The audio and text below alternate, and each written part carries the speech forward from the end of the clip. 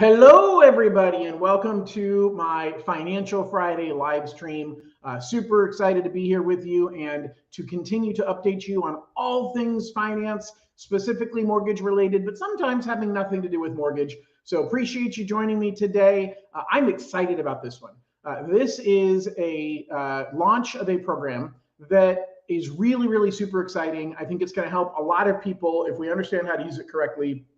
And I'm going to show you today exactly what this program is and what it means. So join me as I fill you in on the WISH program. And what the heck is the WISH program and how is it going to help you or your clients if you're a realtor to purchase homes? So listen in and tune in as I share with you how the WISH program is going to work. So here we go. First of all, what the heck is the WISH program? The WISH program is a matching grant, and it's a matching grant that provides up to 4 times the amount of money you provide, and it gives the cap of about $29,100.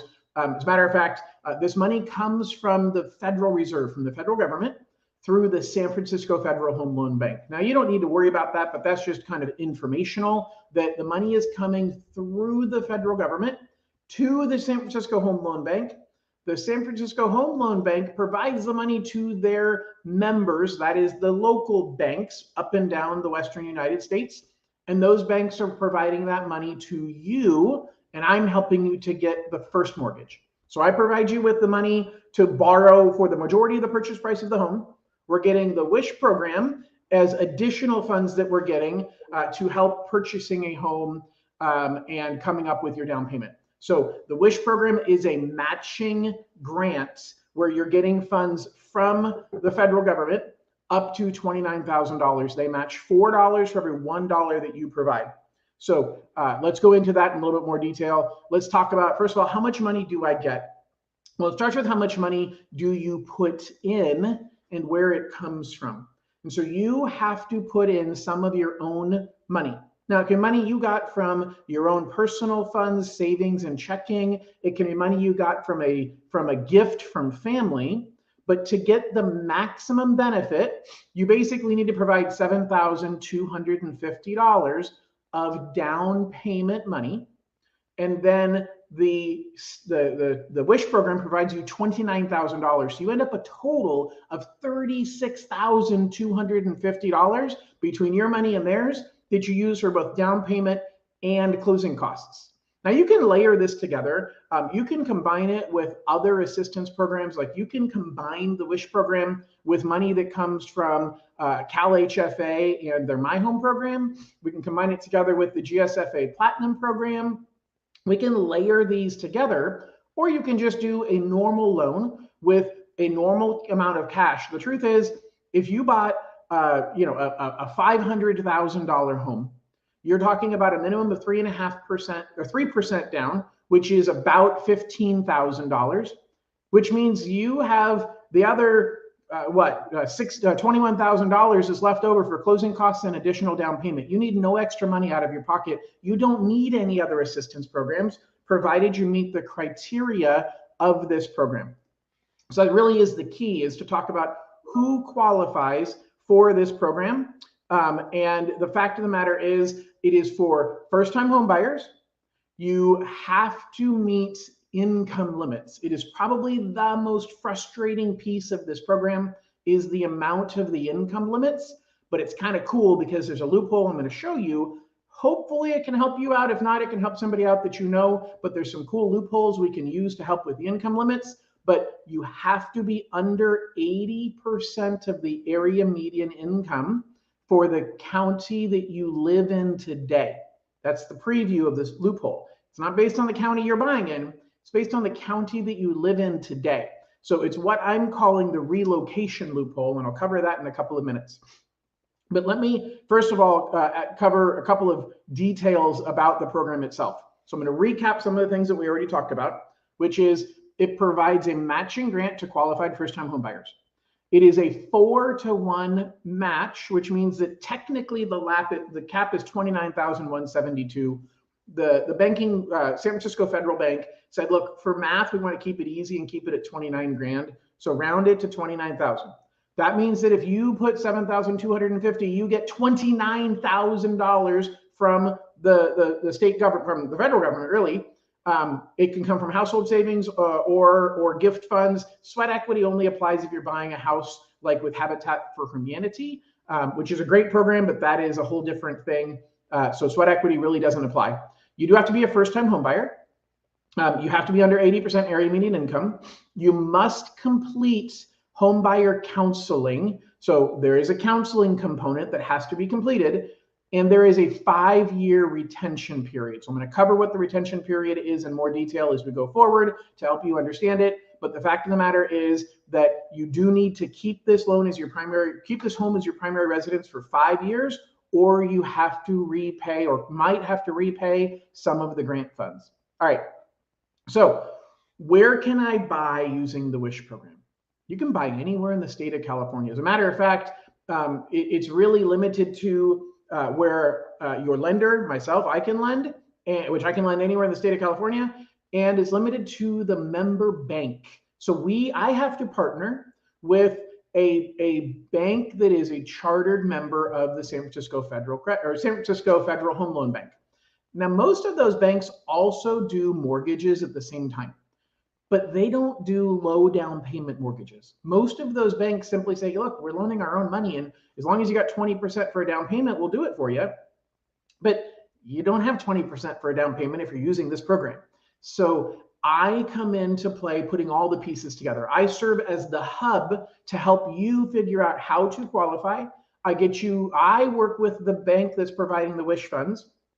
And the good thing is the rules are the same no matter what bank I work with to get you the funds. They're just the conduit to get us the money from the Federal Home Loan Bank. So it's really a process where you start and you end with me, and I walk you through the entire process, and we can do this anywhere within the state of California.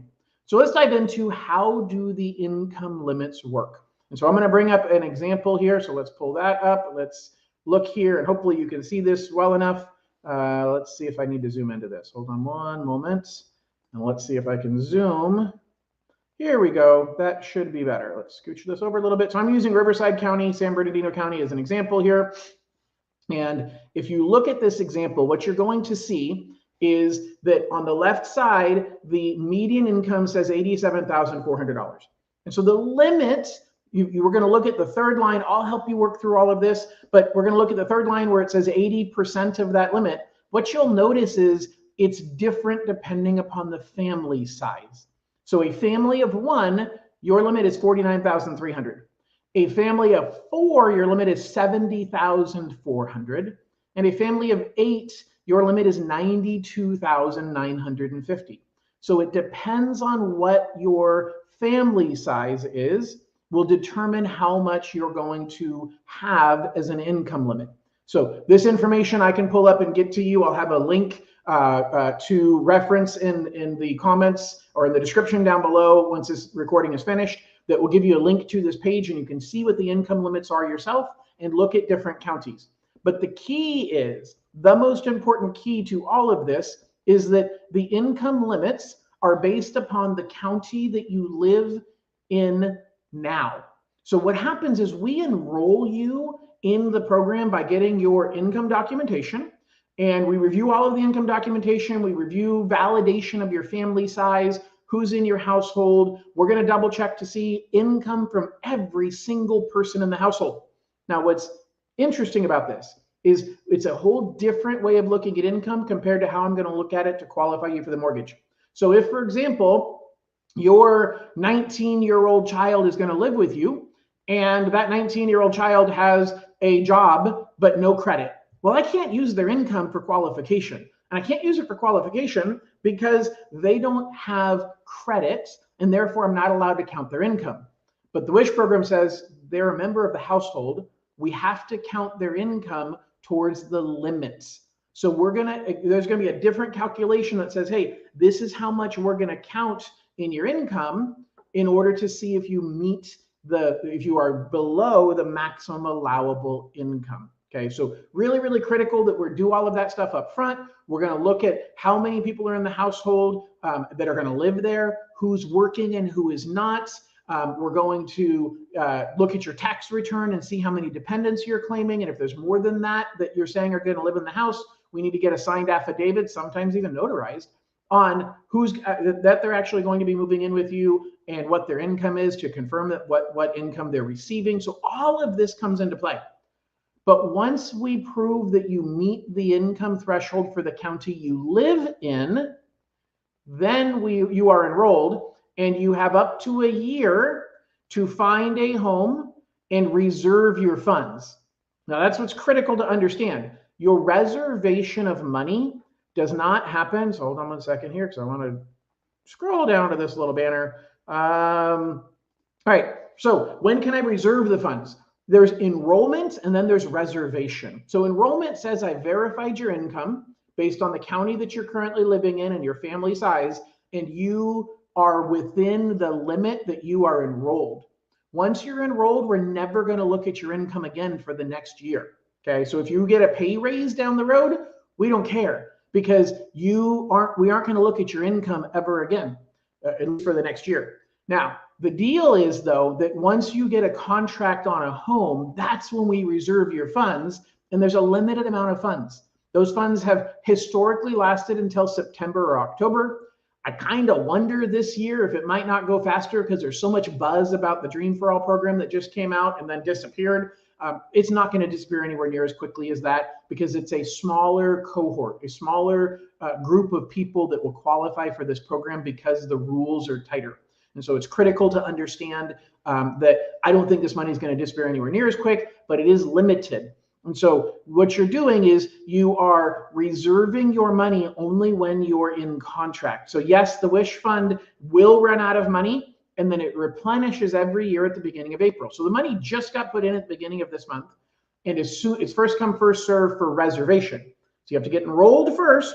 That freezes in your income limit, and then in the process, you need to go find a home. Once you're enrolled and then you get into contract is when you reserve the money, and then you have 4 months to close escrow. It is not going to take 4 months to close escrow, but technically you have up to 4 months to close escrow once you've reserved those funds. So that's how the process works. Now let's dig a little bit deeper, and let's go over a couple of details on here. So first of all, let me go back to where I was at. Okay, so the income limits are published every single year in April. Now it's the end of April, and the 2023 income limits are not out yet. And the federal government has said, well, there's kind of a COVID-related problem, because we base the income on a particular report that is done 2 years prior to the release date. And well, that report wasn't done in 2021 and 2020 because of COVID. So therefore, we have to use a different methodology to calculate. They're projecting new income limits to be published around May 15th. Now, income limits are expected to go up. There's no expectation that the income limits are going to go down. So if you're in a position where you say, gosh, John, I'm looking at the income limits right now, and I don't qualify. Well, I expect the income limits to tick up. Do I think they're going to double or even a significant increase? No. But I think if you're tight, I do expect the income limits to tick up, and we can enroll you once the new income limits are out. If you meet the income limits right now, then let's enroll you today. There's no reason not to. All right. So how do you count members of the household? Pretty much we look at your tax return and the dependents listed on your tax return, and then you're going to tell us and explain why there's any extra people that are counted. Now, here's something interesting. They will allow you to count an unborn child. So if you are currently, a family of 2 and you are pregnant with with a child, then you can count yourself as a family of 3. And we just get a notarized, but definitely signed affidavit of pregnancy. And therefore that counts. I'm pretty sure that if you're pregnant with twins, they would take the affidavit and say, okay, then you're a family of 2 that has twins, therefore you are a family of 4. So you can count the unborn child, your unborn child, in the limit, because you want to have, the higher the number of people in the household, the higher your income can be in order to qualify. So that's really, really important to understand. By the way, if you have any questions as you're watching this, please feel free to ask those questions. I'm here to help answer questions, guide you. If you're watching this recorded, please jump in and ask me questions at that point. This is a really, really good program. And I'm about to get into my favorite part, which is the relocation loophole. All right. So do I have to count every income from everyone in the household? Yes, you do. You absolutely have to count income from everybody in the household because that's the rules. Now, there's a kind of a benefit here, which is that also stretches how much you can qualify for from a debt to income perspective, because the WISH program does care about your debt to income ratio. So do I qualify based on the limits where I live now or where I'm buying? This is my way of making sure I'm driving this point home. You qualify based on the income limits where you live now, not where you are buying. And so there is a huge benefit, and I'll cover that in just a second. Now, what if my income goes up prior to buying using the WISH program? It's okay, because once you're enrolled, you have a year to buy. Now, remember, the money might run out sooner, but once you're enrolled, that freezes in the calculation of your income compared with the limit, and you have your ticket to buy as long as the money doesn't run out. Now let's talk about what I've been leading up to, which is the relocation loophole. I am super excited for the opportunity to help people with this, because I have not heard anybody talk people in the mortgage real estate world talk about how you can use the WISH program income limits to your benefit utilizing this relocation loophole. So let me explain to you what it looks like. So I'm going to show you right here that if you're looking in San Bernardino County and you said, gosh, John, I want to buy a house in San Bernardino County, but the income limit is $70,000 and I make $80,000 as a family of four. So there's no way that I can qualify. Well, I understand that, but what most people don't pay attention to is the rules are based on where you live today. And if you live today in Anaheim, basically in Orange County, you can make $108,000 as a family of four. Now, I want you to think about this with me to understand the implications of what I'm describing. If you are a family of four living in Orange County and you make $100,000 a year, you're going to say, John, I can't buy a house in Orange County making $100,000 a year because the prices are so much higher in Orange County. And I would agree with you, you cannot. But if you go buy in a different county, so if instead of buying in Orange County, you bought in San Bernardino or Riverside County, you can still buy a home making $108,000 a year. Remember, the limit here is $108,000 for a family of four. That means that you live in Orange County right now. You make $100,000. We get you registered. You can buy anywhere in the state of California. Now, understand there's relocation. If you're moving beyond commute distance, then there's a question of is your job going to continue, et cetera. But if you're relocating within a reasonable commute distance and you said, hey, I live in Orange County, but I can't afford to buy a house here, so I'm going to buy in San Bernardino County. $100,000 a year income in San Bernardino County buys you a lot of home. And so that is the relocation loophole. Let me give you another example of the relocation loophole. So if you're looking in San Francisco County, San Francisco, Marin, and San Mateo counties, the 80% income limit is for a family of one, you can make $104,000. For a family of four, it's $149,000, and for a family of eight, it's $196,000. So if you can make that income and you can qualify for this $29,000 grant. Now you're going to say, John, for $149,000, I can't buy anything in San Francisco. There's a lot of renters who currently rent living in San Francisco or living in San Mateo County that are looking to buy in Alameda County, that are looking to buy in Oakland or are looking to buy in San Leandro in the East Bay. Maybe they're looking to commute out to the Central Valley and buy in San Joaquin County or in Sacramento County. You qualify. If you make a family of four and you make $140,000 a year and you live in San Francisco, San Mateo, or Marin County, you can enroll while you're still living there and you can buy anywhere within a reasonable commute distance and you get to take advantage of the money. This is huge because if you were looking to buy in Oakland and you thought you had to qualify based on Oakland's income limits, you wouldn't qualify because the income limits for Oakland are $106,000 for a family of four. But you live currently on the other side of the bay. You can make up to $149,000 based on where you currently live. Now, this works against you if you live in the East Bay and you wanted to buy on the peninsula, because it means when you're trying to enroll, you can't make more than 106. You kind of got to move to the peninsula to meet this income criteria, then you can enroll in the program.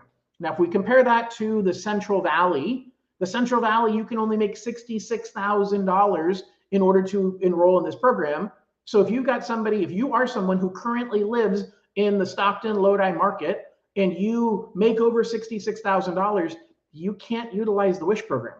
But somebody who lives in Alameda County or Contra Costa County, because Contra Costa County is part of the Oakland Fremont area. So you could live in Brentwood and you could make $100,000 a year and you qualify for the assistance, even if you're buying in San Joaquin County that would have required you to only make $66,000 a year. I know I'm beating this like a drum, but this is huge. Like, to me, this loophole is the best thing about this program because the income limits overall are tough.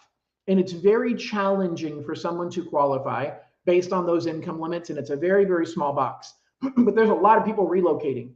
There's a lot of people that live on the coast that are moving inland. People who live in Southern California, that live in Orange County, that are moving to Riverside County, live in San Diego County and are moving inland. You've got a lot of people that are relocating, and the WISH program, using the relocation loophole, allows somebody who lives in San Mateo County, rents in San Mateo County, to buy a home in the East Bay or in the Central Valley and make way more than the income allowed in the East Bay or Central Valley, but they still qualify for the grant.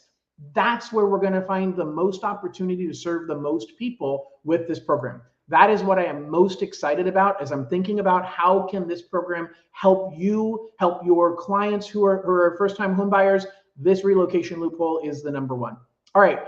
So let's talk about what are the credit and debt to income requirements for the WISH program. So first of all, here's the cool thing. There is zero credit score requirement. Zero. It doesn't matter what your credit score is. The WISH program doesn't care. Now, I care for the first mortgage. I care what your credit score is. So that matters.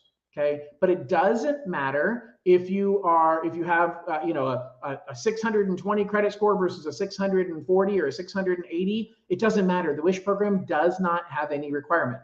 Now, the WISH program does mandate that you are spending less than 35% of your income towards your house payment. But the WISH program is using their maximum income calculation, not my income calculation. So the WISH program lets you count the income from your 19-year-old child who has horrible credit or no credit at all. I can't count that. But the WISH program says, yeah, that counts towards your household income. So they add that to your household income and they say you can't spend more than 35% of that number. So people who understand mortgage, people who understand real estate would say, man, this program, there's no way it works because somebody who makes under $66,000 in San Joaquin County is buying a really cheap home, and we can't qualify them unless their payment is less than 35% of that income. That doesn't work.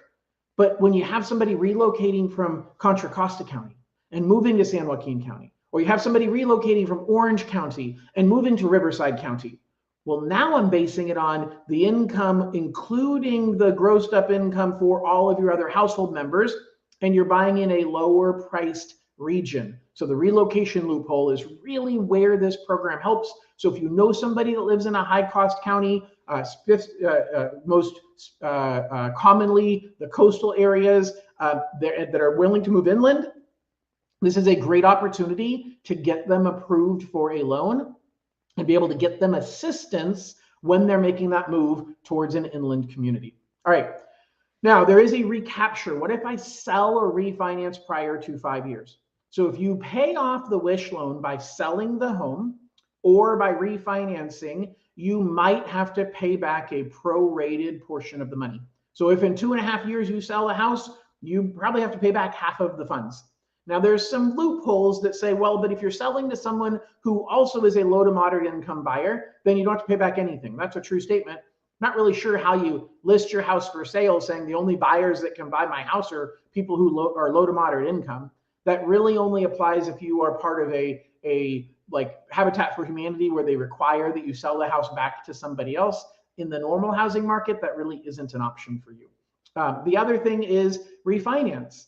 They will allow you to subordinate the WISH loan. In other words, you can refinance your primary loan, and as long as you're not trying to pay off the Wish loan, they'll just leave that as a separate loan, and they will allow you to refinance your primary loan.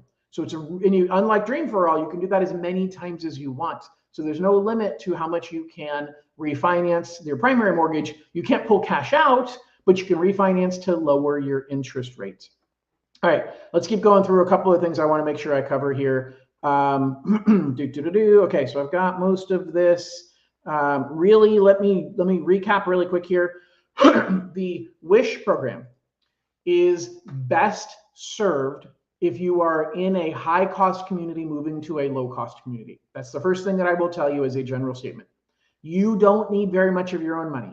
You can come up with $7,250 from your own funds or from a gift, and you can get up to 4 times what you brought in, or $29,000, and it's money that you don't have to repay as long as you keep the home for 5 years. So it's a huge opportunity with no credit score requirements. So this is a program I want to spread the word on.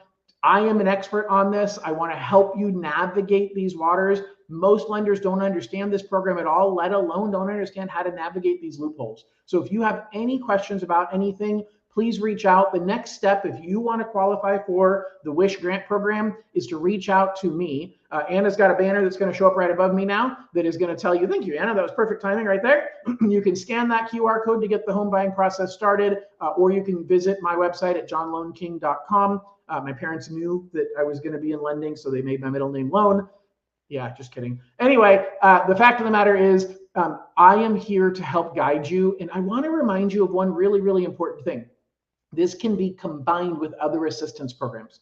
So if you qualify for a CalHFA down payment assistance program, or you qualify for the GSFA Platinum Assistance Program, the Wish program is okay with being behind those other programs. So I can layer them together, which means maybe you use some of that money to buy down your interest rate, or maybe you use some of that money to borrow less or to buy out of your mortgage insurance. There's lots of ways we can structure this, and I am an expert in all of those options. So please let me guide you. So scan this QR code up here. Let's get together and talk about your options to how to help you make your home ownership dreams come true. So thank you for joining me today. Please post any comments that you have about this, questions about this program, and I'd love to help guide you on how to use the Wish program for your benefit. Thanks so much and have a wonderful weekend.